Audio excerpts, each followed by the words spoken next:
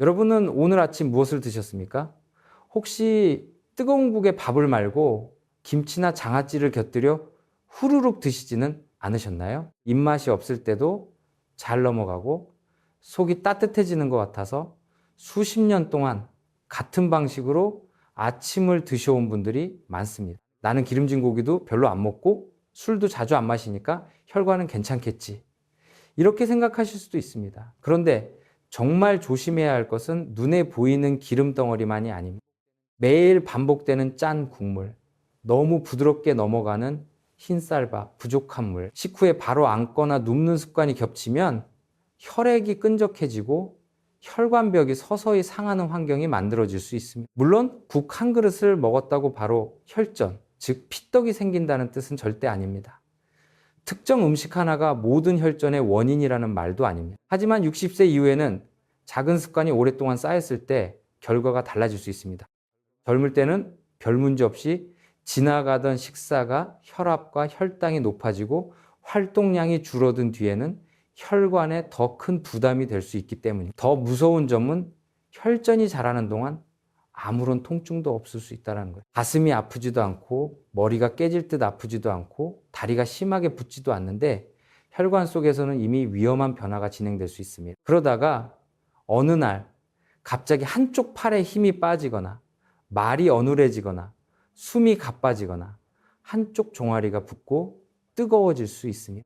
오늘 영상에서는 많은 분이 건강식이라고 믿고 반복하는 아침 식사가 왜 혈관에는 부담이 될 수 있는지, 어떤 분들이 특히 조심해야 하는지, 그리고 아침 식탁을 어떻게 바꾸면 좋은지 아주 쉽게 말씀드리겠습니다. 끝까지 들으시면 먹지 말아야 할 음식만 알게 되는 것이 아닙니다. 혈액이 덜 끈적해지도록 돕는 물 마시는 순서, 국을 먹더라도 나트륨 부담을 줄이는 방법, 아침 식사 뒤 혈류를 깨우는 간단한 습관까지 정확히 알게 되실 겁니다. 서울 건강닥터입니다.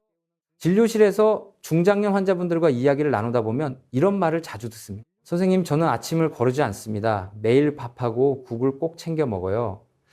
아침을 거르지 않는 것은 분명 좋은 습관일 수 있습니다. 문제는 무엇을 얼마나 어떤 순서로 먹느냐입니다. 아침을 먹는다는 사실만으로 그 식사가 혈관에 좋은 것은 아닙니다. 68세 김정호 어르신의 이야기를 들려드리겠습니다. 김 어르신은 평생 공무원으로 성실하게 근무하셨고 은퇴 후에도 규칙적인 생활을 유지했습니다. 아침 6시에 일어나 신문을 보고 7시가 되면 아내와 식사를 했습니다. 식탁에는 늘 비슷한 음식이 올라왔습니다. 전날 남은 된장국이나 김치찌개를 다시 끓이고 흰밥 한 공기를 국에 말았습니다. 반찬은 김치, 멸치볶음, 장아찌 정도였습니다. 가끔 햄이나 어묵이 있으면 함께 구워 먹었습니다. 식후에는 달달한 믹스커피 한 잔을 마셨습니다. 김 어르신은 이 식사를 아주 건강하다고 생각했습니다. 빵보다 밥이 낫지. 나는 아침부터 고기 같은 것도 안 먹어. 하지만 건강검진을 해보면 혈압이 조금씩 올라가고 있었습니다. 공복 혈당도 경계 수치였고 중성지방도 높았습니다. 의사는 짠 음식을 줄이고 걷기를 늘리라고 권했지만 김 어르신은 크게 아픈 곳이 없었기 때문에 심각하게 받아들이지 않았습니다. 그러던 어느 겨울 아침이었습니다. 식사를 마친 뒤 소파에 앉아 텔레비전을 보던 김 어르신은 갑자기 왼손에 들고 있던 리모컨을 떨어뜨렸습니다. 다시 잡으려고 했지만 손가락에 힘이 잘 들어가지 않았습니다. 아내가 말을 걸었는데 대답이 이상하게 들렸습니다. 혀가 꼬인 것처럼 발음이 뭉개졌던 겁니다. 다행히 아내가 곧바로 119에 신고했고 병원에서 뇌혈관이 일시적으로 막혔다가 다시 열린 일과성 허혈발작 가능성이 있다는 설명을 들었습니다. 흔히 미니 뇌졸중이라고 부르는 상태입니다. 김 어르신 놀라서 물었습니다. 제가 기름진 것을 많이 먹은 것도 아닌데 왜 혈관이 막힐 뻔한 겁니까? 바로 이 질문이 오늘 영상의 핵심입니다. 혈전은 단순히 기름진 음식을 한번 많이 먹었다고 만들어지는 것이 아닙니다. 혈관벽이 손상되고 혈액이 잘 흐르지 않고 혈액이 쉽게 굳는 상태가 함께 겹칠 때 위험이 커집니다. 의학에서는 이를 혈전이 잘 생기는 3가지 조건으로 설명합니다. 그리고 어렵게 생각하지 마십시오. 혈관을 도로라고 상상해 보겠습니다. 도로 벽이 매끈하고 차가 적당한 속도로 잘 흐르면 큰 문제가 없습니다. 그런데 도로 표면이 여기저기 깨지고 차들이 막혀서 천천히 움직이고 그 위에 끈적한 진흙까지 쌓이면 사고가 나기 쉬워집니다. 우리 혈관도 비슷합니다. 혈압과 혈당이 높아 혈관 안쪽 벽이 손상되고 오래 앉아 있어 혈액 흐름이 느려지고 탈수나 염증으로 혈액이 진해지면 피가 엉겨 붙기 쉬운 환경이 만들어집니다. 그렇다면 아침에 짠 국과 흰밥이 왜 문제가 될 수 있을까요? 첫 번째는 나트륨입니다. 한국의 국, 찌개, 젓갈, 장아찌, 김치는 전통적인 음식이지만 여러 가지를 한 끼에 함께 먹으면 나트륨 섭취량이 빠르게 늘어날 수 있습니다. 국물은 짜게 느껴지지 않더라도 양이 많기 때문에 실제로 섭취하는 소금의 총량이 커질 수 있습니다. 나트륨을 많이 섭취하면 몸이 물을 붙잡으려 합니다. 혈액량이 늘고 혈압이 올라갈 수 있습니다. 혈압이 높은 상태가 오랫동안 지속되면 혈관 안쪽 벽이 반복적으로 자극을 받습니다. 혈관벽을 아주 얇은 코팅막이라고 생각해 보십시오. 혈압이 안정적일 때는 코팅막이 매끄럽게 유지됩니다. 그러나 높은 압력이 매일 반복해서 부딪히면 미세한 상처가 생기기 쉽습니다. 우리 몸은 상처가 생기면 피를 굳혀 막으려는 성질이 있습니다. 피부에 상처가 나면 딱지가 생기는 것처럼 혈관 안쪽의 손상 부위에서도 혈소판과 여러 응고물질이 달라붙을 수 있습니다. 이것이 곧바로 큰 혈전을 만든다는 뜻은 아닙니다. 하지만 고혈압, 당뇨병, 고지혈증, 흡연, 비만 같은 위험 요인이 함께 있는 분이라면 혈관 손상이 더 쉽게 쌓일 수 있습니다. 두 번째 문제는 흰쌀밥을 국에 말아 빠르게 먹는 방식입니다. 밥을 국에 말면 부드럽게 넘어가기 때문에 씹는 횟수가 줄어듭니다. 평소에는 밥 한 숟가락을 여러 번 씹던 분도 국에 말면 거의 마시듯이 먹습니다. 그러면 식사 속도가 빨라지고 배부름을 느끼기 전에 많은 양을 먹게 될 수 있습니다. 또한 흰쌀밥은 소화가 빠른 탄수화물입니다. 특히 채소나 단백질을 거의 먹지 않고 흰밥부터 빠르게 먹으면 식후 혈당이 급격히 올라갈 수 있습니다. 식후 혈당이 자주 높아지는 것은 단순히 당뇨병 환자에게만 중요한 문제가 아닙니다. 혈당이 반복적으로 크게 오르내리면 혈관 안쪽에 산화 스트레스와 염증 반응이 증가할 수 있습니다. 쉽게 말하면 혈관벽이 더 예민하고 거칠어질 수 있다는 뜻입니다. 많은 분이 공복 혈당만 보고 안심한. 아침 공복 혈당이 105니까 아직 당뇨는 아니네. 하지만 식후 2시간 혈당이 크게 오르는 분도 있습니다. 공복에는 비교적 괜찮아 보여도 식사 후 혈당이 180, 200 이상까지 올라갔다가 내려오는 일이 반복되면 혈관에는 부담이 될 수 있습니다. 특히 60세 이후에는 근육량이 줄어들기 쉽습니다. 근육은 혈액 속 포도당을 받아서 사용하는 큰 저장고와 같습니다. 근육이 줄면 같은 양의 밥을 먹어도 혈당을 처리하는 능력이 떨어질 수 있습니다. 젊을 때는 밥 한 공기를 먹어도 문제 없었는데 나이가 들어 같은 양을 먹으면 혈당이 더 많이 오를 수 있는 이유입니다. 세 번째 문제는 수분 부족입니다. 아침에 일어났을 때 우리 몸은 밤새 물을 마시지 않은 상태입니다. 잠자는 동안 숨과 땀, 소변으로 수분이 빠져나갑니다. 그런데 많은 분이 일어나자마자 물은 마시지 않고 짠국부터 먹습니다. 국도 물인데 괜찮지 않습니까? 이렇게 생각할 수 있습니다. 하지만 짠 국물은 맹물과 같지 않습니다. 나트륨이 많은 국물을 마시면 갈증이 더 생길 수 있고 몸의 수분 균형을 맞추기 위해 신장이 더 바쁘게 일해야 합니다. 특히 신장 기능이 떨어진 분이나 신부전이 있는 분은 수분과 나트륨 조절을 더욱 조심해야 합니다. 혈액은 물이 부족하면 상대적으로 농축될 수 있습니다. 이것이 아침마다 바로 혈전을 만든다는 의미는 아니지만 탈수는 혈액의 점도를 높이고 혈류를 느리게 만드는 요인 중 하나입니다. 여기에 식후 곧바로 앉는 습관이 겹칩니다. 아침을 먹고 소파에 앉아 뉴스나 드라마를 한두 시간 보는 분이 많습니다. 다리 근육을 거의 움직이지 않으면 정맥의 피를 심장으로 밀어올리는 힘이 약해집니다. 동아리는 제2의 심장이라는 말을 들어보셨을 겁니다. 이 표현이 완전히 과학적인 기관 명칭은 아니지만 의미는 있습니다. 걸을 때 종아리 근육이 수축하면서 다리 정맥을 압박하고 피가 위쪽으로 올라가도록 돕기 때문입니다. 반대로 오랫동안 앉아 있으면 다리 쪽 혈류가 느려질 수 있습니다. 특히 비행기를 오래 탔거나 스스로 누워 있거나 깁스를 했거나 암 치료 중이거나 과거에 혈전이 있었던 분은 심부 정맥 혈전증 위험을 더 주의해야 합니다. 다리 깊은 정맥에 생긴 혈전이 떨어져 나가 폐혈관을 막으면 폐색전증이라는 응급상황이 생길 수 있습니다.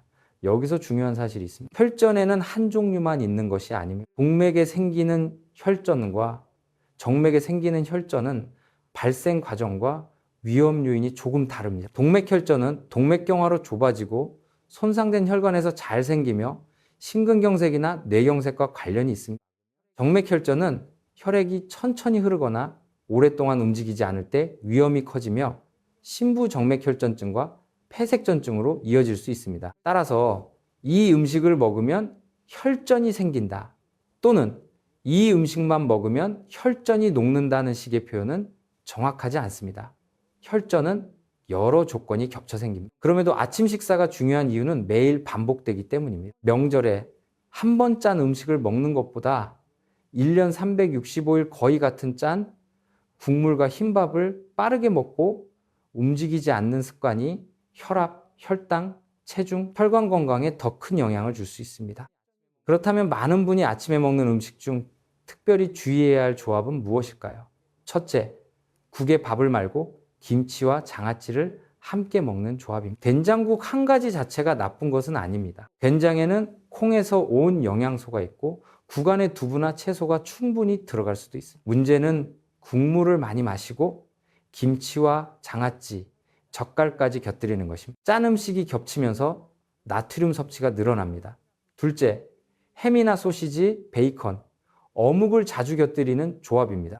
가공육과 일부 가공식품에는 나트륨과 포화지방이 많을 수 있습니다. 아침마다 햄 두세 장, 소시지 몇 개, 어묵볶음을 반복하면 자신도 모르게 나트륨과 지방 섭취량이 늘어날 수 있습니다. 나는 햄을 조금밖에 안 먹는데요.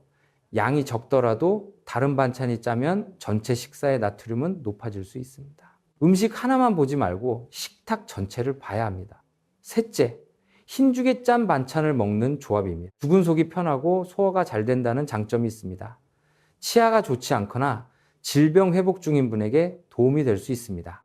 하지만 흰쌀로 만든 묽은 죽만 먹으면 탄수화물이 빠르게 흡수될 수 있고 단백질과 식이섬유가 부족해지기 쉽습니다. 게다가 죽이 싱겁다고 느껴 젓갈, 장조림, 김치를 많이 먹으면 나트륨 섭취가 증가합니다. 죽 자체가 무조건 건강식이라고 생각하면 놓치기 쉬운 부분입니다. 넷째, 밥과 국을 먹은 뒤 믹스커피나 달콤한 음료를 마시는 습관입니다. 식사로 이미 탄수화물을 충분히 먹은 상태에서 설탕과 풀이 든 음료를 추가하면 식후 혈당과 중성지방 관리에 불리할 수 있습니다. 특히 배가 부른데도 커피는 별개라며 습관처럼 마시는 분이 많습니다. 다섯째, 아침 식사 후 전혀 움직이지 않는 습관입니다. 식후 움직임은 거창한 운동이 필요가 없습니다. 집 안에서 10분 정도 천천히 걷거나 설거지를 하거나 가벼운 집안일을 하는 것만으로도 도움이 될 수 있습니다. 무릎이나 허리 상태가 좋지 않은 분은 의자에 앉아 발목을 위아래로 움직이거나 무릎을 번갈아 펴는 동작도 가능합니다. 이쯤에서 이런 생각이 드실 겁니다. 그럼 평생 먹던 국과 밥을 당장 끊으라는 말입니까? 아닙니다. 갑자기 모든 음식을 바꿀 필요는 없습니다. 오히려 지나치게 극단적인 식단은 오래 유지하기 어렵고 영양 불균형을 만들 수 있습니다. 핵심은 국과 밥을 먹더라도 혈압과 혈당의 부담을 줄이는 방식으로 바꾸는 것입니다. 지금부터 가장 현실적인 방법을 말씀드리겠습니다. 내일 아침부터 한 가지만 먼저 바꾸십시오. 눈을 뜬 뒤 미지근한 물을 조금씩 천천히 마시는 것입니다. 한 번에 500ml를 들이켜라는 뜻이 아닙니다. 심장 기능이나 신장 기능이 좋지 않은 분은 갑자기 많은 물을 마시는 것이 부담이 될 수 있습니다.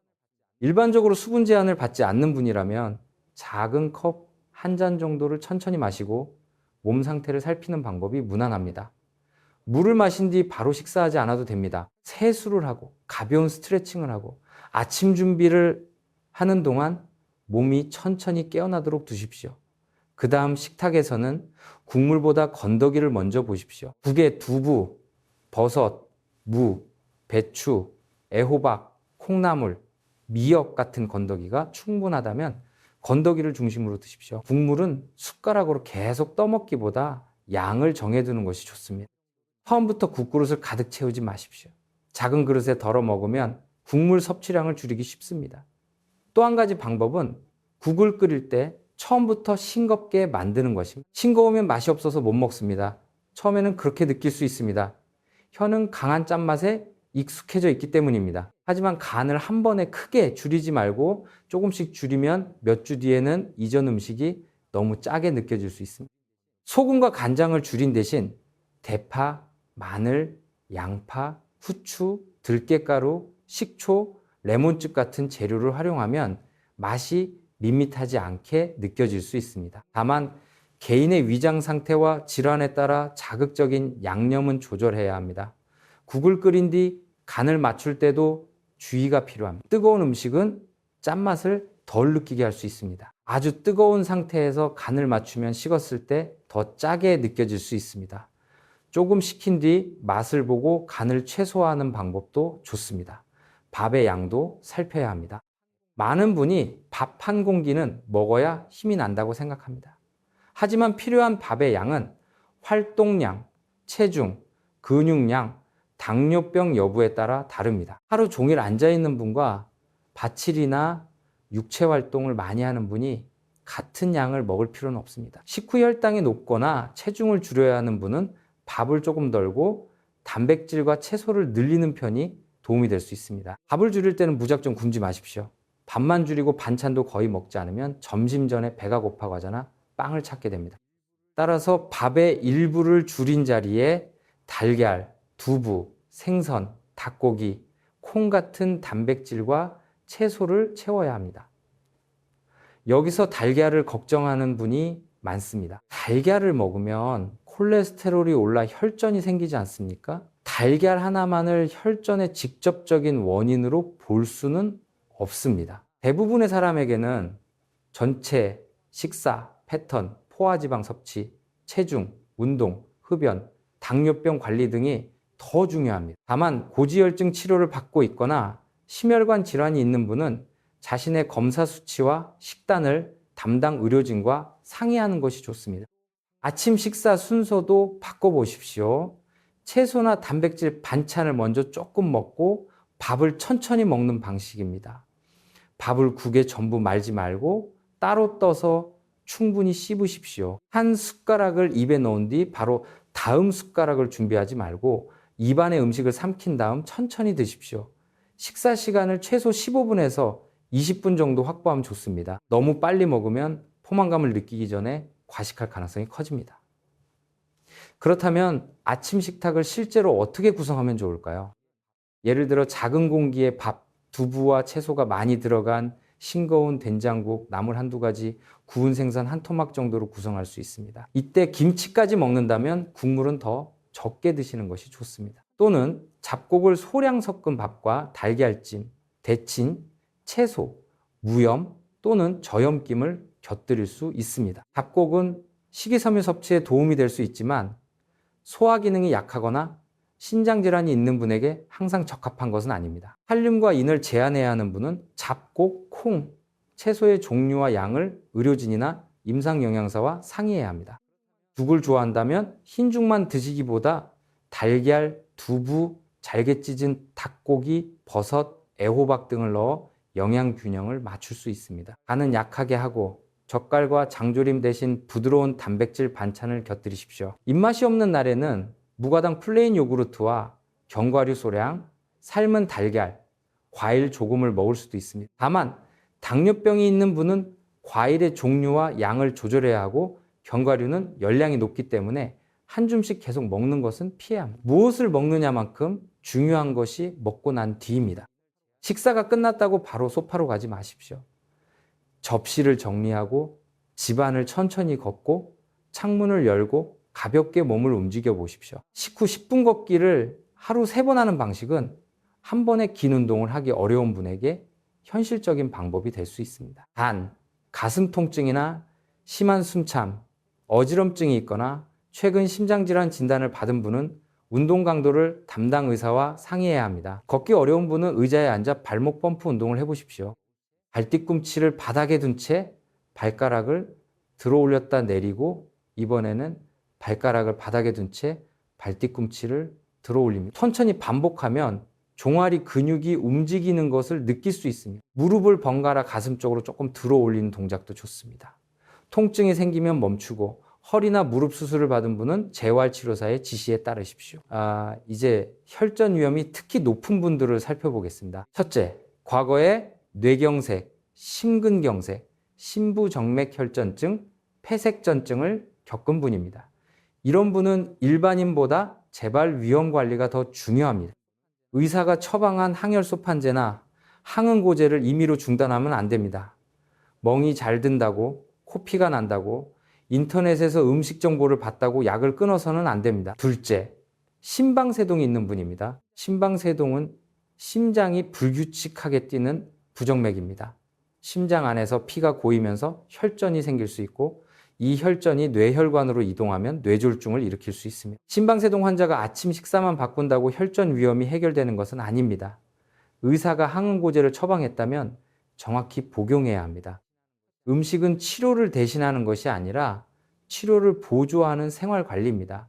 셋째, 오랜 시간 움직이지 않는 분입니다. 수술 후 회복 중이거나 골절로 깁스를 했거나 장거리 이동을 자주 하거나 하루 대부분을 침대나 의자에서 보내는 분은 다리 정맥의 혈류가 느려질 수 있습니다. 이 경우에는 가능한 범위에서 자주 자세를 바꾸고 의료진이 허용한다면 발목을 움직이며 압박 스타킹이나 예방적 약물이 필요한지 확인해야 합니다. 넷째, 암 치료를 받고 있는 분입니다. 일부 암과 항암 치료는 혈전 위험을 높일 수 있습니다.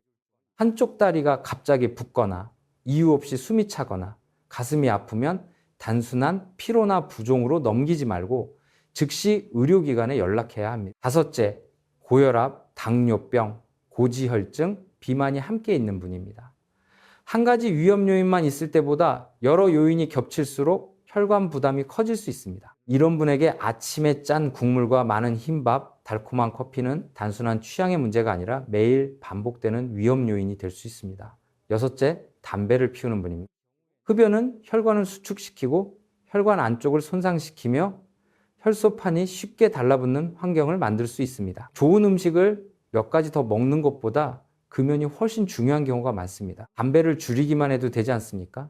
줄이는 것도 시작은 될 수 있지만 혈관을 위해서는 완전한 금연을 목표로 하는 것이 좋습니다. 혼자 어렵다면 금연 클리닉이나 의료진의 도움을 받으십시오. 이제 많은 분이 가장 궁금해하는 질문을 말씀드리겠습니다. 혈전을 녹이는 음식이 있습니까? 인터넷에는 마늘, 양파, 생강, 나토, 토마토, 레몬, 견과류, 등풀은 생선이 혈전을 녹인다는 표현이 많이 나옵니다. 일부 식품에 혈소판 기능이나 혈관 건강과 관련된 성분이 있는 것은 사실입니다. 하지만 음식이 이미 생긴 위험한 혈전을 약처럼 녹인다고 말해서는 안 됩니다. 뇌혈관이나 심장혈관, 폐혈관을 막는 혈전은 응급치료가 필요한 상태입니다. 마늘즙이나 양파즙을 마시면서 기다릴 일이 아닙니다. 특히 항응고제나 항혈소판제를 복용하는 분이 특정 건강식품을 지나치게 많이 먹으면 출혈 위험에 영향을 줄 가능성도 있습니다. 와파린을 복용하는 분은 비타민 K 섭취량의 갑작스러운 변화가 약효에 영향을 줄 수 있으므로 채소를 무조건 끊는 것이 아니라 섭취량을 일정하게 유지하고 의료진과 상의해야 합니다. 건강식품과 한약, 농축즙도 약과 상호작용할 수 있습니다. 천연이니까 안전하겠지 라고 생각하지 마십시오. 천연 성분도 몸 안에서는 양리작용을 할 수 있습니다. 복용 중인 약이 있다면 제품 이름과 성분을 담당 의사나 약사에게 보여주는 것이 안전합니다. 그러면 혈관을 지키는 음식의 원칙은 무엇일까요?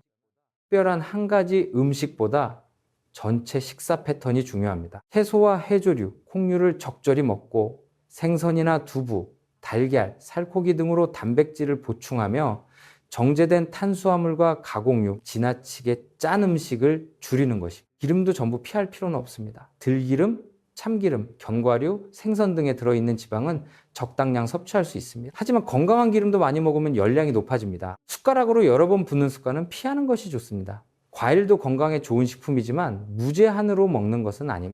아침 식사 후 사과 1개, 바나나 2개, 감 몇 개를 한꺼번에 먹으면 당 섭취량이 많아질 수 있습니다. 특히 당뇨병이나 지방간이 있는 분은 과일을 주스가 아니라 통째로 정해진 양만 먹는 것이 좋습니다. 주스는 씹지 않고 빠르게 마시게 되고 여러 개의 과일이 한 컵에 들어갈 수 있습니다. 직접 갈아 만든 주스라도 혈당이 빠르게 오를 수 있습니다. 여기서 다시 김 어르신의 식탁으로 돌아가 보겠습니다. 퇴원 후 김 어르신은 처음에는 아침 식사를 전부 바꾸려고 했습니다. 국도 끊고 밥도 끊고 김치도 끊겠다고 했습니다. 하지만 며칠 지나지 않아 힘들어졌습니다. 그래서 한 번에 한 가지씩 바꾸기로 했습니다. 첫 주에는 국물을 절반만 먹었습니다. 국그릇도 작은 것으로 바꾸었습니다. 둘째 주에는 밥을 국에 말지 않고 따로 먹었습니다.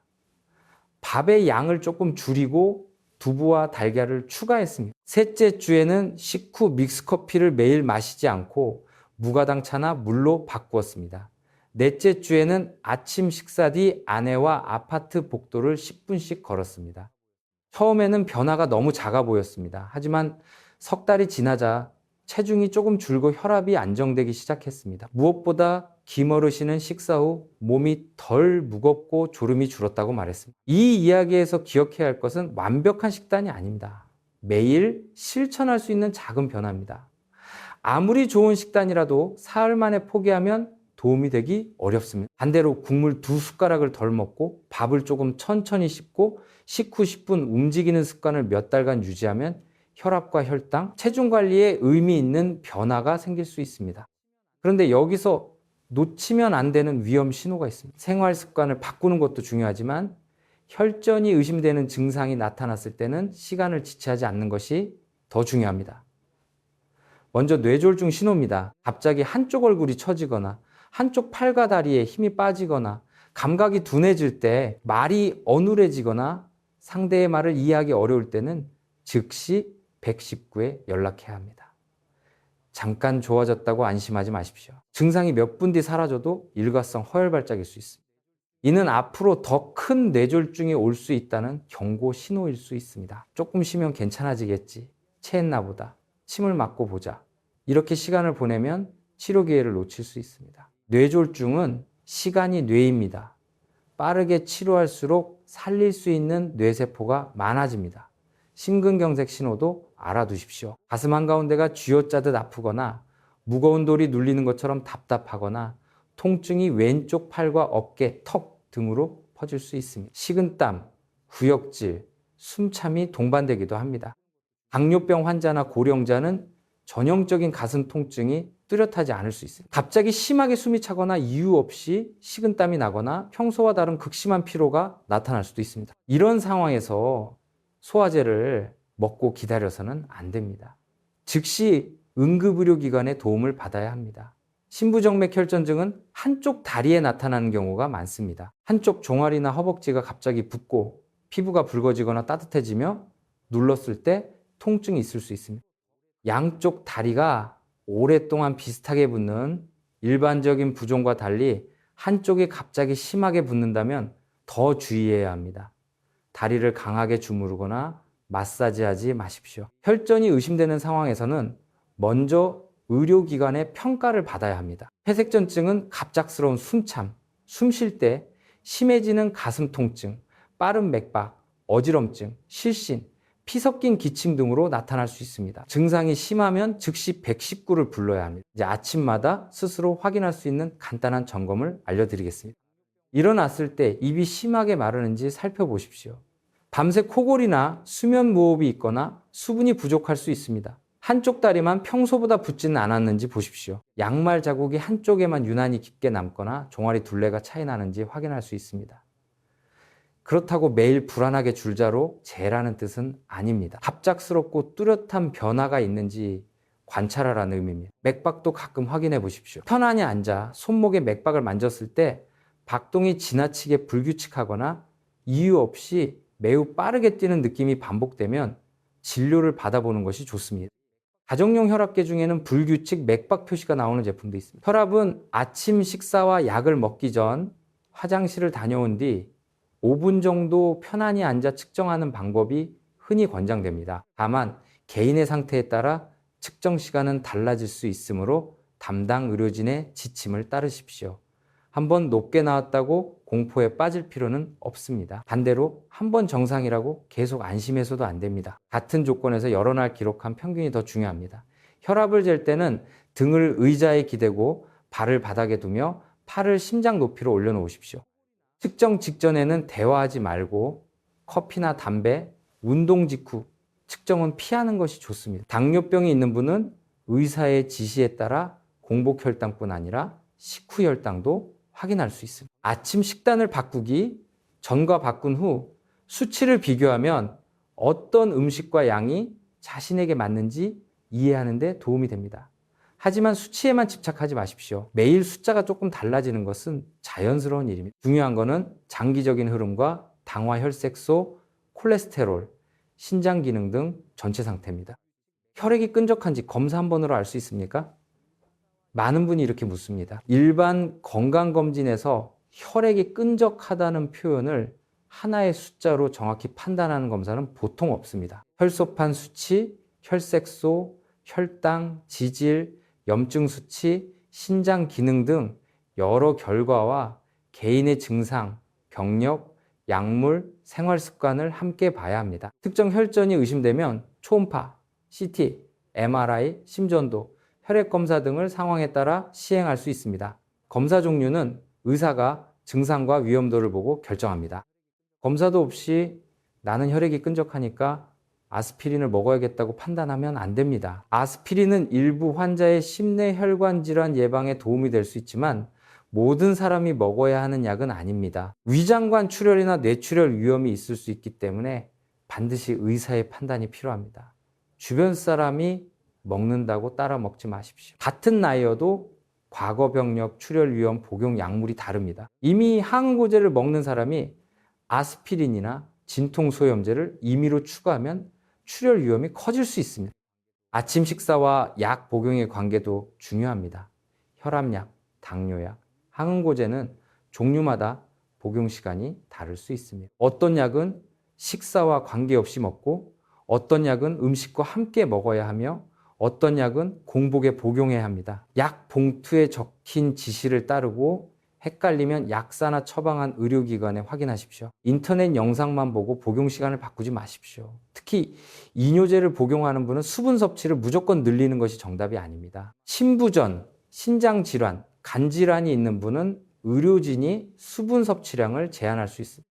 지금까지 말씀드린 내용을 현실적인 아침 순서로 정리해 보겠습니다. 아침에 눈을 뜨면 갑자기 벌떡 일어나지 마십시오. 잠깐 앉아서 어지럽지 않은지 확인합니다. 특히 혈압약을 복용하거나 기립성 저혈압이 있는 분은 천천히 움직여야 합니다. 수분 제한을 받지 않는 분이라면 미지근한 물을 작은 컵으로 천천히 마십시오. 화장실을 다녀온 뒤 필요하다면 혈압과 맥박을 측정합니다. 아침 식사는 국물을 줄이고 건더기를 늘립니다. 밥의 양은 자신의 활동량과 혈당 상태에 맞춰 조절합니다. 김치, 장아찌, 젓갈, 햄처럼 짠 반찬이 여러 개 겹치지 않게 합니다. 채소나 단백질을 먼저 조금 먹고 밥은 따로 천천히 씹습니다. 국에 밥을 전부 말아 마시듯 먹는 습관은 줄입니다. 식후에는 달콤한 믹스커피를 습관처럼 추가하지 않습니다. 마시더라도 횟수와 당류를 줄이는 방향으로 바꿉니다. 그리고 몸 상태가 허락한다면 10분 정도 가볍게 움직입니다. 이 모든 것을 하루아침에 완벽히 하려고 하지 마십시오. 이번 주에는 국물만 절반으로 줄여도 좋습니다. 다음 주에는 식후 10분 움직이는 습관을 추가하십시오. 그 다음에는 믹스커피 횟수를 줄이십시오. 작은 변화가 쌓이면 아침 식탁의 성격 자체가 달라집니다. 여러분이 오늘 영상에서 반드시 기억해야 할 것은 국은 독이다. 밥은 혈전을 만든다. 같은 극단적인 말이 아닙니다. 국과 밥은 오랫동안 우리 식생활의 일부였습니다. 문제는 짠 국물을 많이 먹고 흰밥을 빠르게 삼키고 짠 반찬과 가공식품을 겹쳐 먹고 물은 부족하게 마시고 식후에는 움직이지 않는 패턴입니다. 특히 고혈압, 당뇨병, 고지혈증, 심방세동, 비만, 흡연, 과거 혈전 병력이 있는 분에게는 이 패턴이 더 위험할 수 있습니다. 혈전은 어느 날 갑자기 생긴 것처럼 보이지만 그 배경에는 오랫동안 누적된 혈관 손상과 생활 습관이 숨어 있는 경우가 많습니다. 그렇다고 두려움 속에서 식사할 필요는 없습니다. 아침마다 이것을 먹으면 혈관이 막히지 않을까 걱정하면서 밥을 굶는 것도 건강한 방법이 아닙니다. 충분한 영양을 섭취하면서 나트륨, 정제 탄수화물, 가공식품을 줄이고 단백질과 채소, 적절한 수분, 움직임을 더하면 됩니다. 나이가 들수록 식사는 단순히 배를 채우는 일이 아닙니다. 혈압을 조절하고 혈당을 안정시키고 근육을 지키고 약이 제대로 작용하도록 돕는 매일의 치료 환경입니다. 하지만 음식은 어디까지나 생활관리의 한 부분입니다. 처방받은 약을 임의로 줄이거나 끊어서는 안 됩니다. 건강식품으로 약을 대신해서도 안 됩니다. 한쪽 마비, 언어장애, 갑작스러운 가슴 통증, 심한 호흡곤란, 한쪽 다리에 갑작스러운 부종 같은 증상이 나타나면 음식으로 해결하려 하지 말고 즉시 응급진료를 받아야 합니다. 내일 아침 식탁에 앉았을 때 국그릇을 한번 바라보십시오. 국물이 가득하다면 절반만 덜어보십시오. 밥을 말려고 했다면 오늘만큼은 따로 천천히 씹어보십시오. 김치와 장아찌가 함께 있다면 둘 중 하나만 선택해 보십시오. 식사가 끝나면 소파에 바로 앉지 말고 집안을 몇 분이라도 걸어보십시오. 이 작은 행동이 오늘 당장 혈전을 없애주는 마법은 아닙니다. 그러나 혈압과 혈당, 체중, 혈류를 더 좋은 방향으로 움직이게 하는 분명한 시작은 될 수 있습니다. 혈관은 소리 없이 나빠지지만 좋은 습관도 소리 없이 쌓입니다. 오늘 덜 먹은 국물 한 숟가락, 오늘 천천히 걸은 10분, 오늘 피운 담배 한 개비를 참은 선택이 당장은 작아 보여도 몇 달과 몇 년 뒤에는 큰 차이를 만들 수 있습니다. 여러분의 몸은 이미 늦었다고 말하지 않습니다. 60세가 넘었어도 70세가 넘었어도 오늘부터 바꾼 습관은 혈압과 혈당을 관리하고 혈관 위험을 줄이는데 도움이 될 수 있습니다. 완벽하게 하려 하지 마시고 오래 할 수 있는 만큼 시작하십시오. 오늘 영상이 도움이 되셨다면 가족에게도 꼭 알려주십시오. 특히 아침마다 국에 밥을 말아 빠르게 드시는 부모님이나 배우자가 있다면 겁을 주기보다 함께 국그릇을 작게 바꾸고 식후 산책을 시작해 보십시오. 서울건강닥터는 앞으로도 중년과 노년의 건강을 지키는데 꼭 필요한 정보를 어렵지 않게 전해드리겠습니다. 구독과 알림 설정으로 다음 건강 정보도 놓치지 마십시오. 오늘도 짜지 않게, 급하지 않게, 그리고 조금 더 움직이는 하루 보내시길 바랍니다.